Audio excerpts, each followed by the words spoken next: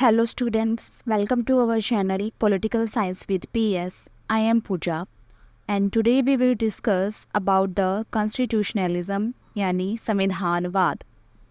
अगर आप इस वीडियो का PDF पाना चाहते हैं तो हमारे टेलीग्राम चैनल को ज्वाइन करें। टेलीग्राम का लिंक वीडियो के डिस्क्रिप्शन बॉक्स में दिया गया है। तो चलिए स्टार्ट करते हैं आज का हमारा टॉपिक संविधानवाद। सबसे पहले हम संविधानवाद का इंट्रोडक्शन देख लेते हैं कि संविधानवाद का जन्म कैसे हुआ, इसकी ज़रूरत क्यों पड़ी। तो सबसे पहले अगर हम देखें तो मानव समाज के लिए शुरू से ही राजनीतिक शक्ति जो है वो महत्वपूर्ण तत्व रहा है। राजनीतिक शक्ति के बिना अराजकता, अत्याचार, अस्थिरता, अनिश्चितता, अव्यवस्था इसका वातावरण उत्पन्न हो जाता है और सभ्य और मानवीय जीवन भी अस्त व्यस्त हो जाता है।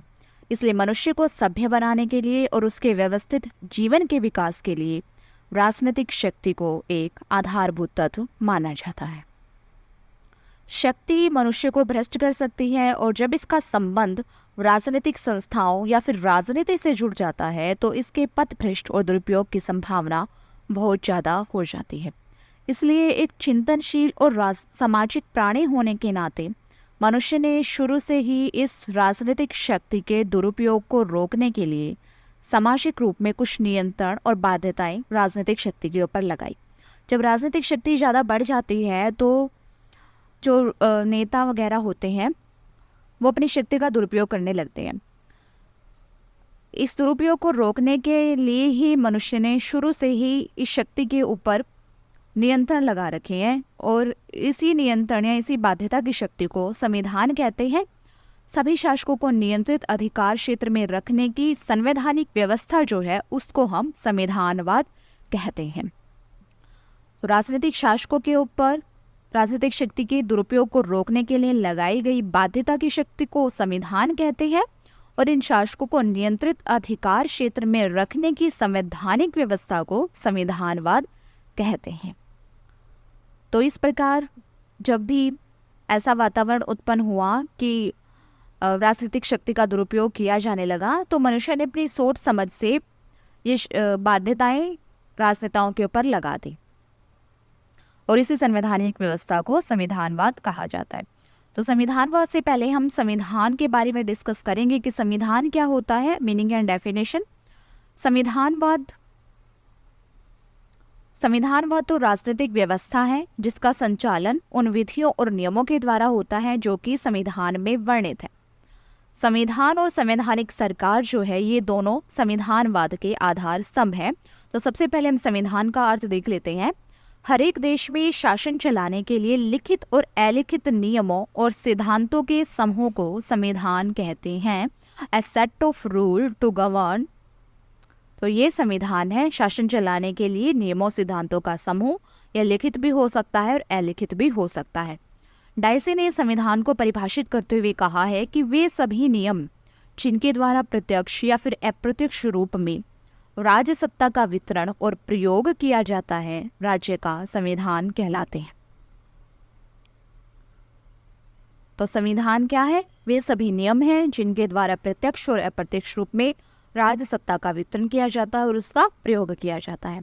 इसके बाद जो संविधानवाद के आधार स्तंभ थे उनमें दो अवधारणाओं का जिक्र हुआ था, एक संविधान और एक संवैधानिक सरकार। तो संविधान का मीनिंग हमने देख लिया। अब संवैधानिक सरकार को हम देखते हैं कि संवैधानिक सरकार क्या होती है। संवैधानिक सरकार वह होती है जो संविधान की व्यवस्थाओं के अनुसार ही संगठित होती है, सीमित होती है और नियंत्रित होती है। व्यक्ति विशेष की इच्छाओं के स्थान पर केवल कानून के अनुसार ही कार्य करती है।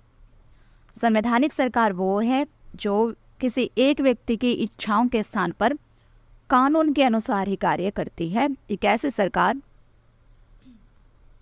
जो कानून के अनुसार काम करती हो और संविधान की व्यवस्थाओं के अनुसार गठित की गई हो, सीमित हो और नियंत्रित हो।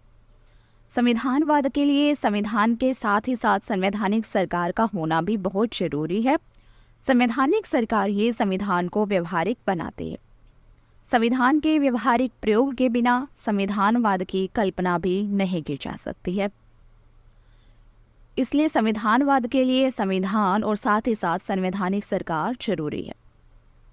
अब हम संविधानवाद को देखते हैं कि संविधानवाद क्या है। संविधान और संवैधानिक सरकार के बारे में हमने डिस्कस कर लिया।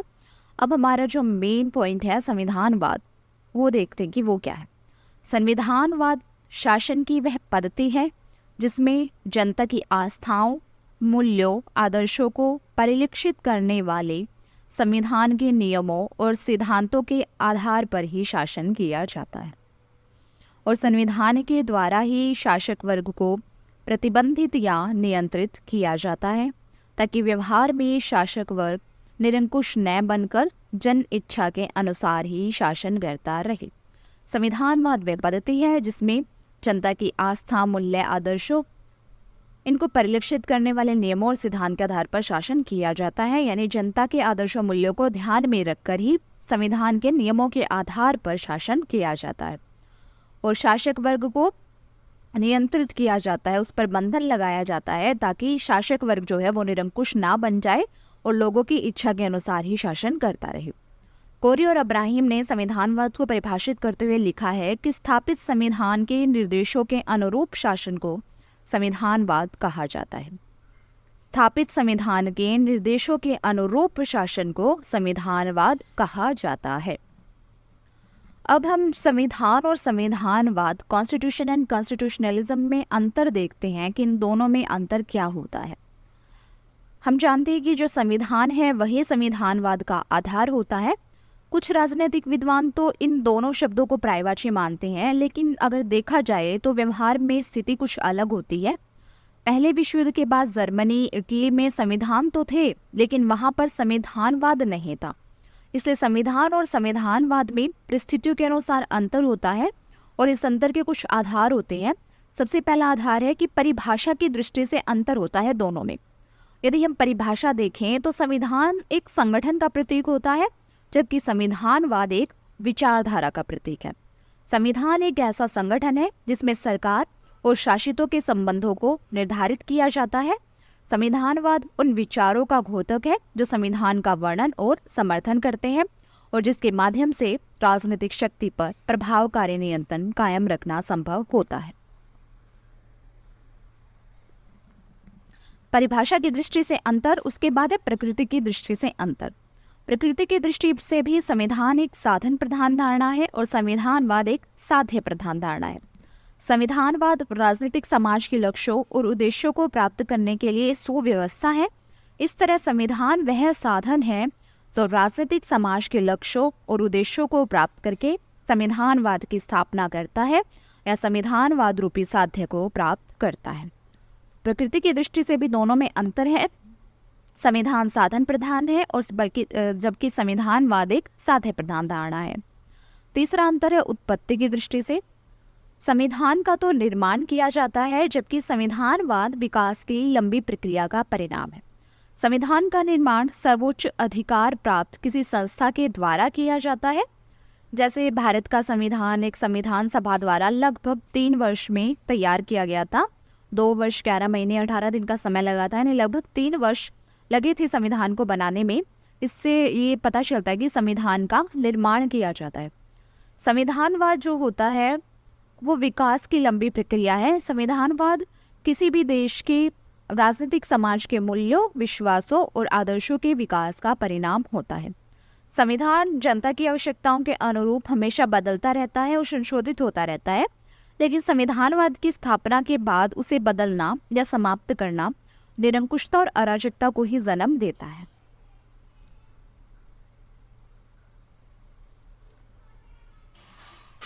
ये चौथा अंतर जो है ये स्थायित्व की दृष्टि से था कि संविधान जनता की आवश्यकताओं के अनुसार बदलता रहता है क्योंकि परिस्थितियों के अनुसार संविधान में संशोधन होता रहता है।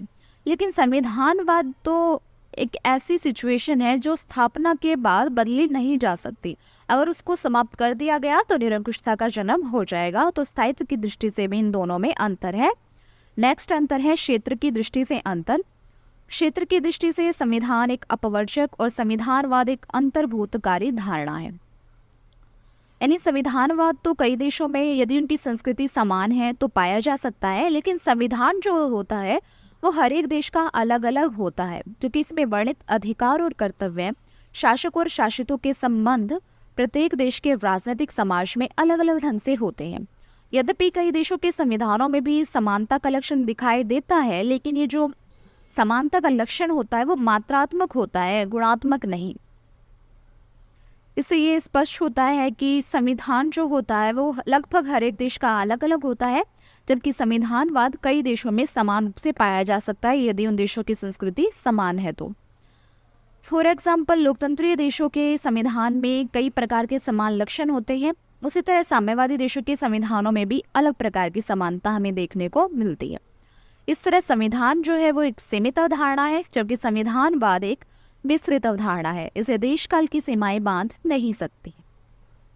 नेक्स्ट अंतर है औचित्य की दृष्टि से अंतर। संविधान का औचित्य विधि यानी कानून के आधार पर सिद्ध किया जाता है, जबकि संविधानवाद में आदर्शों का औचित्य विचारधारा के आधार पर सिद्ध होता है। जिस देश के संविधान में उचित कानूनों और नियमों की व्यवस्था होती है और संविधान जन अच्छा के अनुकूल होता है तो संविधान को औचित्यपूर्ण माना जाता है।